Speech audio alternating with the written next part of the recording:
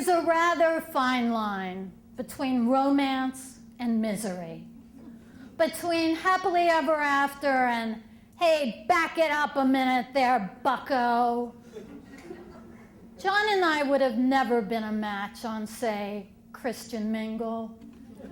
He grew up tough in Reedtown, down near Jake's Bar. I grew up not so tough, near the campus at the University of Delaware. His family said, fuck, and my family said, fiddlesticks. He went around saying, you want to get a beer? And I said, what's it like to be you? He was divorced twice, I was only divorced once. You might say that he was the gas pedal and I was the brakes. We knew early on that our romance was not going to be a fairy tale quality. We saw the signs, but of course we ignored them. When I took him home to meet my parents, rather conservative parents, for the first time, they took one look at him and said, in a whisper, Diane, we really wanted better for you. Before he even said a word. It could have been his bushy beard, or his wild afro, or his tight Jordache jeans, or his leather jacket, but it could not have been his tattoos, because I made him wear a long sleeve shirt on a 98-degree day. But I didn't let my parents discourage me very much, and we moved in a nice little condo in Malvern. And one of our very first possessions as possilques, people of opposite sex sharing living quarters, was a nice big glass pig with a cork snout. And we vowed that once we filled that glass pig up with pennies, that we would get married. And whenever our possilqueness was going well, we would privately add some pennies to the pig. Well, one day I came home from school a little bit early, and I looked in the living room, and there he was, kneeling by the pig, my future husband, putting pennies in, or so I thought. I went over to give him a great big old hug, and when he stood up, his pockets were filled with pennies. And when I saw his guilty look, and the noticeably leaner pig, I realized that he'd been taking those pennies out of the pig. In all fairness, I think it was right after I asked him to put together an IKEA chest after he'd worked the night shift at the post office. Or maybe it was when the waterbed sprung a leak and I refused to help bail. I'm not sure.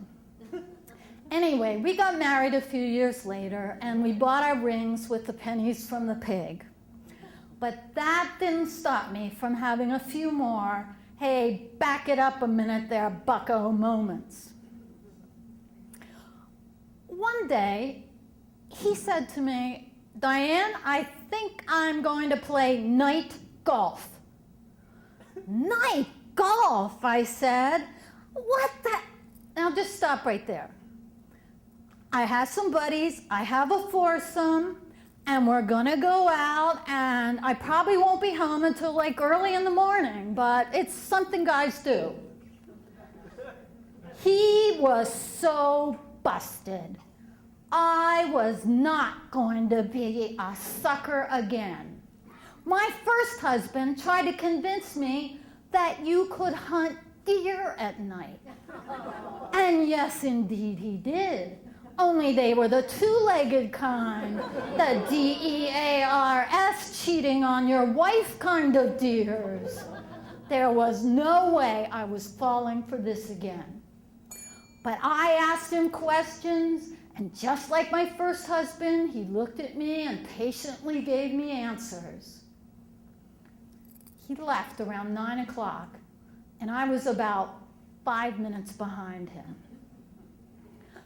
here I was, going through the boondocks of Gilbertsville to find a golf course that I was sure he wasn't on. I was ready to catch this cheating husband number 2. When I got there, I got out in my black sneakers and my camouflage cap, and I started up to the course, and before I got very far, I heard, "Where the fuck did my goddamn ball go?" And there was his foursome, grown men with clubs trying to smack little glow-in-the-dark balls in the holes they couldn't see on a moonless night. So he wasn't a liar, just a little bit crazy, and crazy I can deal with. So we've been married almost 33 years. He'll be 70 soon, and he doesn't have his afro anymore. But he goes out on Thursday nights to play bar bingo, and I don't follow him. Romance and misery, indeed.